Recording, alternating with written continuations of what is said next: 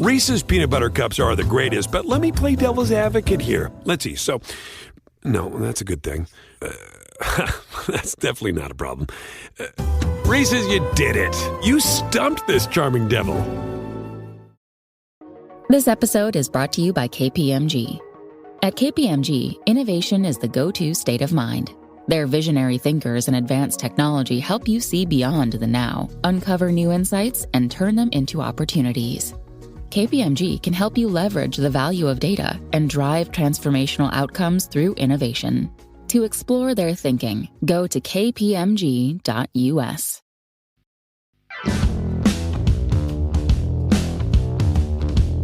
Welcome back, everybody, to Rams Up, your favorite LA Rams podcast. You can also follow us on YouTube. Got some great video content. Our YouTube handle is at LA Rams Up. You can follow us on Instagram as well. I'm your host, Mark. Let's get to it.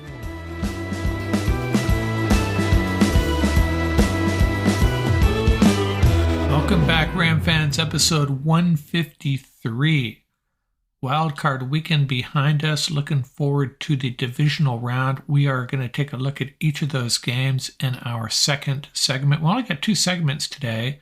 We got this opening segment, which we're going to cover a lot of stuff, and then we'll take a look at the playoffs. And a reminder, coming soon to this podcast and our YouTube channel, I'm going to sync up with Tom Courts and Paul Walliot. We're going to take a long look at the Rams' 2022 season, and we will also be taking a long look forward. What do the Rams need to do to get back on track for a playoff spot and another Super Bowl run? That's going to be a lot of fun. It's always fun with Tom and Paul on board. Good times with those guys.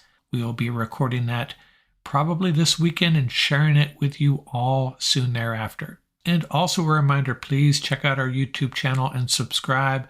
Been posting a lot of YouTube shorts, mock drafts, and my fearsome four questions. And I'll be doing that more and more, especially with the Rams not playing any games, obviously. Got a lot of stuff to cover, and I'll be sharing that on podcasts and on YouTube videos and occasionally on Instagram as well. How about the Chargers? I thought Brandon Staley might have been done, but no, they found some other scapegoats. Joe Lombardi, their offensive coordinator, and Shane Day, the quarterback's coach, both are relieved of their duties. I'm surprised that Brandon Staley made the final cut, but I talked to some Charger fans and they reminded me that Charger owner is not the type of guy that's going to eat a contract and hire a new coach. Not going to happen with Brandon Staley, so he sticks around. And I still like Staley. Maybe he doesn't have what it takes to be a head coach. He's got at least one more year to figure it out with the Chargers. And the Rams have their own coaching carousel. Geez, I went through their entire coaching roster, and I'm going to break these guys into three groups. The guys that appear to be coming back, because I haven't heard otherwise.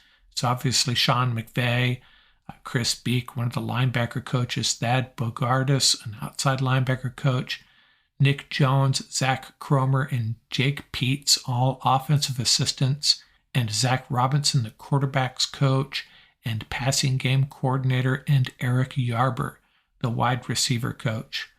And gone, we all know about Liam Cohen, the offensive coordinator, going back to Kentucky. And then we just found out Joe DeCamillis, the special teams coach, relieved of his duties. Kevin Carberry, the offensive line coach, and Jonathan Cooley, the defensive backs coach, relieved of their duties. And Skylar Jones, the defensive line coach, and Lance Schulter, a defensive assistant. Neither of them will be coming back either. And then there's the guys I put in the maybe category because I believe they've all had interest from other teams. Remember, Sean McVay gave everybody permission to seek other employment, even lateral moves, which usually require the team's approval. Raheem Morris, the defensive coordinator, and Thomas Brown, the tight ends coach, both getting some interest. Eric Henderson, the defensive line coach, and Greg Olson, the special offensive assistant, could be on the move as well, but could be coming back. And we've heard Mike LaFleur is joining the Rams staff, but it's not been confirmed that he is going to be the offensive coordinator. I think a lot of people are assuming that or deducing that, as I like to say. But is he, or is he going to take one of those other jobs? Is he just going to be an offensive assistant of some sort? So we still have a bunch of candidates. Could be LaFleur. It could be Greg Olson. He could come back and take over those duties. Zach Robinson or Thomas Brown. Either of those guys could get promoted. Frank Reich still hanging out there. Not sure if he's a good fit. Cliff Kingsbury, offer him running to Thailand. But I think people are overselling this one-way ticket thing. Hey, maybe he's not sure if he wants to spend 2 weeks or 3 weeks. I'm sure he can afford to stay as long as he wants and buy a return ticket whenever he wants. A guy I really liked, Ben Johnson, the offensive coordinator for the Lions. He's informed Detroit that he's coming back, so he is off the table for the Rams. And there's probably a slew of other guys that Sean McVay might be considering. I shared another set of Fearsome 4 questions last week. I'm going to do it again right now. This is all about the wide receivers. My Fearsome 4 questions. I have the questions and I have the answers. Number 1, will the Rams draft a wide receiver? No, they will not, although don't give up hope on OBJ. I think it's doubtful, but I don't think the Rams draft a wide receiver.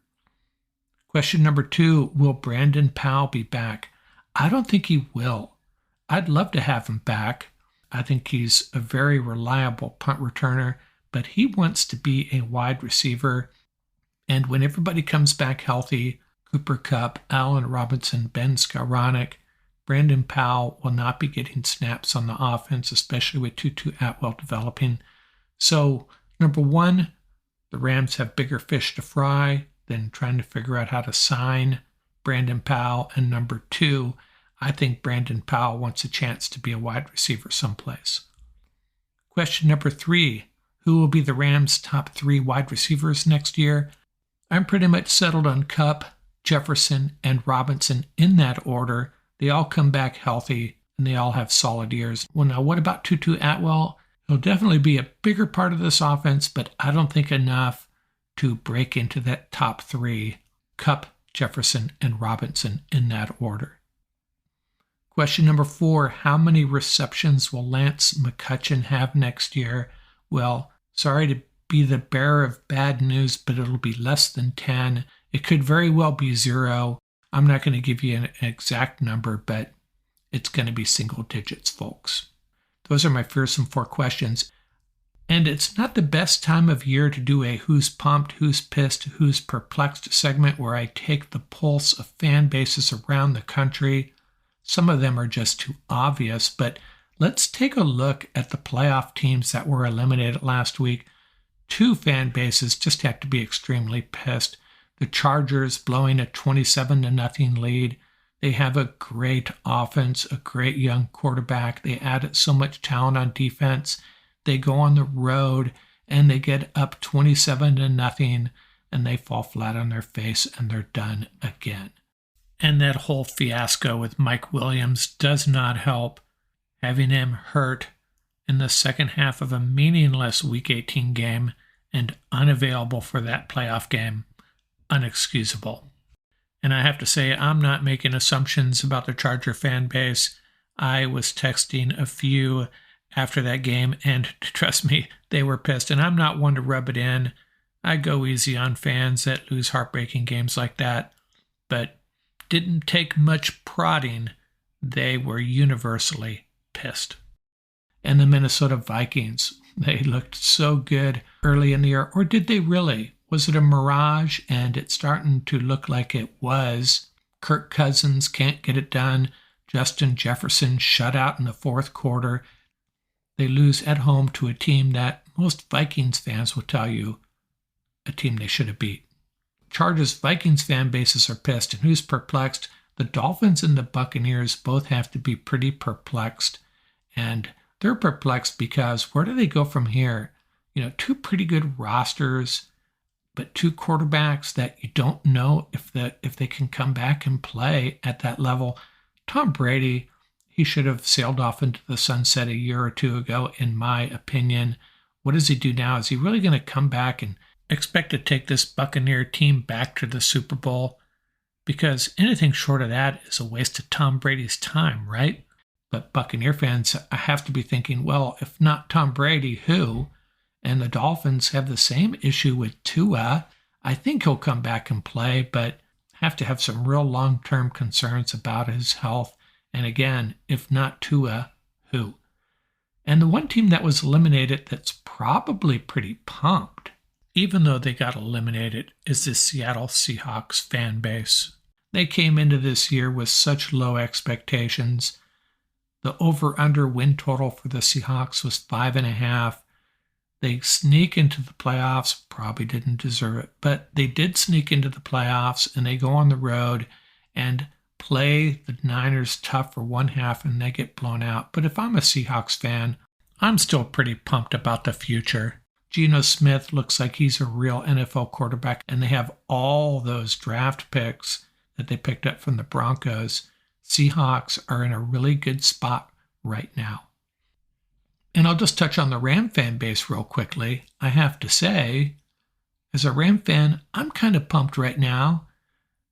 It's annoying to hear people talking about the Rams needing a rebuild, which is a totally incorrect take, but that's okay.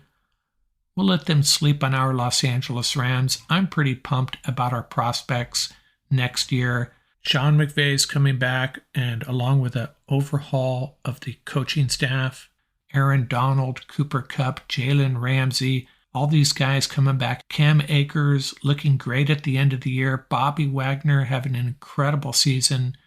There were so many things that went wrong in 2022. We just have to remember how much talent is still on this roster and think about the promising signs we saw from this team as they struggled through this 2022 season. I think there's enough to be optimistic about, and given all of that, I'm pretty pumped about the Rams' 2023 prospects. The NFL playoff action continues. We're one step closer to Super Bowl 57, and for the NFL Divisional Round, check out DraftKings Sportsbook, an official sports betting partner of the NFL. Plus, all new and existing customers can take a shot at an even bigger payout with DraftKings stepped-up same-game parlays. Boost your NFL winnings with each leg you add up to 100%. For this divisional round, how about this parlay? Take the under on Saquon Barkley's rushing yardage and take the under on the total points. Download the DraftKings Sportsbook app and use code TPPN. New customers can bet $5 on the NFL Divisional Round and get $200 in free bets instantly, only at DraftKings Sportsbook with code TPPN. Minimum age and eligibility restrictions apply. See show notes for details.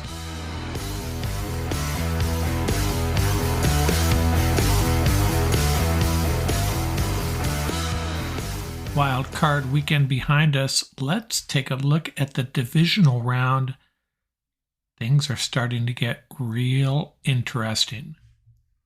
Saturday, the Jags at the Chiefs. It's going to be in the 30s, snow and rain. The Chiefs lead the series 8-6. They've won 6 straight. Chiefs beat them at home back in November 27-17. Chiefs favored by 8.5. Sounds about right. Key stat, the Chiefs are the top passing team in the league by yards per game. The Jags' passing defense is the 5th worst. Key player for the Jags, and I'm going to be going through key players for each of these teams, but I'm going to avoid naming quarterbacks, as difficult as that is. All these quarterbacks in every one of these games is going to be crucial, especially in that 49er Cowboy game. But let's try to identify a key player other than the quarterbacks. And for the Jags, I'm going to say Christian Kirk. Isn't he a Chiefs type of receiver? Got paid big money, has had a decent year, but he needs to step up. This needs to be a showcase game for Christian Kirk if the Jags are going to win. Key player for the Chiefs, Chris Jones, 15.5 sacks on the year, and this guy just has a way of showing up in big games, and I think he will again. And so what's my prediction? Well, you got the Chiefs coming off a bye. They're at home. They're clearly the better team. Got to roll with the Chiefs. 30-17 is my final score. Giants at the Eagles. It'll be in the 30s. No precipitation, though. Talk about two teams that have played each other a few times. The Eagles lead this series 91 wins, 87 losses, and 2 ties. Crazy.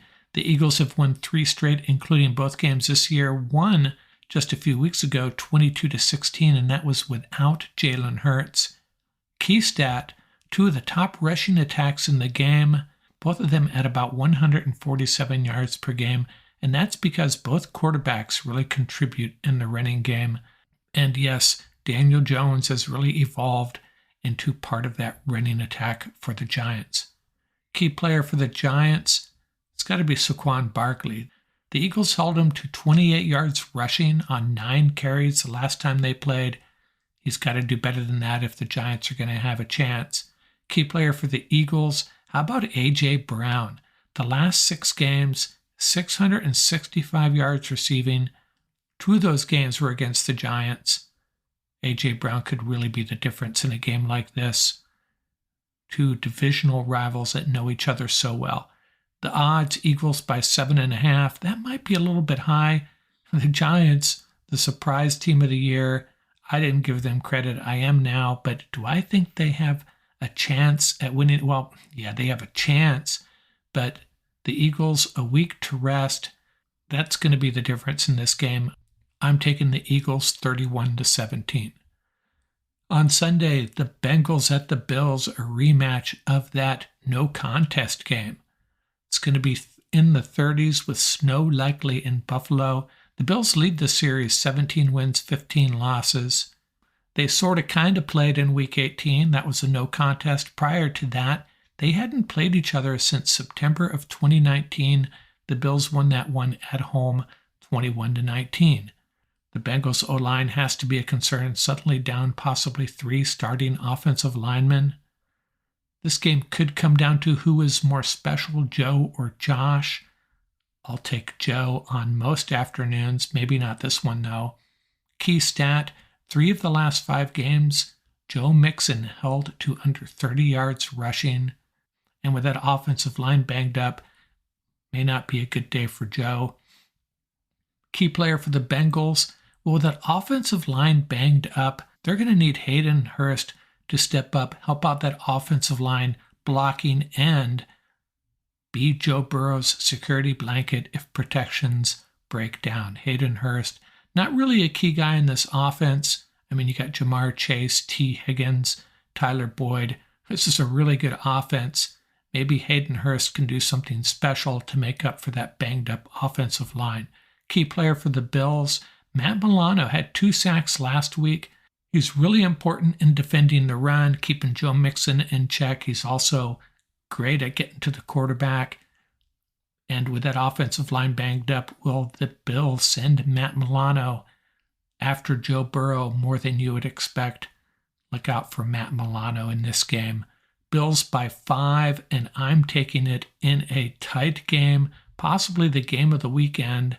I would normally take the Bengals, but with those offensive line issues, I'm going to take the Bills 24-23. My pick a few weeks ago was a Bengals-Eagles Super Bowl, and I may regret flipping here, but I'm taking the Bills in this one. Cowboys at the 49ers, 2 marquee NFL franchises in the 50s in Santa Clara. Dallas leads this series 19 wins, 18 losses, and a tie. The 49ers eliminated the Cowboys in Dallas in that crazy game last year where Dak ran for the first down, but the clock ran out on him. 49ers escaped with a 23-17 win, went on to beat Green Bay, and then lost to the Rams in the NFC Championship. Yeah, I had to mention that. The Cowboys had won 3 straight in the series prior to that playoff game last year. 2 really good defenses. 49ers superb against the run. The Cowboys better against the pass. Very similar statistically on offense, passing and rushing wise. Can the 49ers multi-pronged attack overcome a really dynamite Cowboy defense led by Micah Parsons? Can the Cowboys do anything to fluster Brock Purdy? Maybe force him into a couple of critical mistakes. Cowboys have had a really easy schedule, the easiest schedule in the league, and then easily knocked off the Seahawks, who probably didn't even belong in the playoffs. It'll be interesting to see how well Brock Purdy holds up if this game is tight into the fourth quarter. Key stat, over the last 12 games, the Cowboys have 3 losses, 2 of them in overtime, 1 a fairly meaningless Week 18 game. And over that same time, the 49ers have 1 loss. They've actually won 11 in a row. Their last loss, October 23rd, to the Chiefs. Key player for the Cowboys got to be Micah Parsons, although I'm a little concerned about the kicker, who wouldn't be. And a key player for the 49ers, their pass defense, their secondary is perhaps their weak link if they have one. Javarius Ward has had a great year. He's going to have to step up and have a really good game, hold C.D. Lamb and T.Y. Hilton in check. Both of those guys have really stepped up. T.Y. Hilton could be a very key player in this game as well. If the Cowboy receivers get the best of Ward a couple of times, that could be the difference. 49ers favored by 4. I'm going to take the Dallas Cowboys 27-26. I have never rooted for the Cowboys as much as I will be this weekend. Hopefully they can pull it off. And my special assistant noticed some similarities between this year's Cowboys and last year's Rams, and I found a couple as well. One, both last year's Rams and this year's Cowboys finished 12-5. 2, they both had 2 divisional opponents in the playoffs along with them. The Rams and the Cardinals and 49ers were all in the playoffs last year. This year, the Cowboys, Eagles, and Giants. Number 3, they both played Tampa Bay in the regular season. Number 4, both knocked Tampa Bay out of the playoffs in Tampa Bay. 5, both had a 24-point lead over the Bucs in the third quarter in that playoff game. Number 6, Tom Brady had a 72.2 rating in both games. Number 7, both played San Francisco the following week. And 8, well, we're hoping 8 matches up. The Rams ended the 49ers season, and maybe the Cowboys will do the same. So those are my picks. Feel very comfortable about the Chiefs and the Eagles winning, but those 2 Sunday games are going to be dynamite. I wanted to roll with the Bengals, but I'm going to go with the Bills. And although I think the 49ers might be the better team, I'm calling a Cowboy upset late Sunday afternoon. That's going to do it for this episode. Remember, you can reach us at ramsuppodcast@gmail.com. Visit our website at ramsup.com. And don't forget about our YouTube channel. Our handle is at laramsup.com. Till next time, keep the horns up, stay safe, and have fun out there. Music courtesy of the YouTube audio library. Tracks featuring Bar Crawl by Track Tribe. Buckeye Bonzai by Vans in Japan. And Crimson Fly by Huma.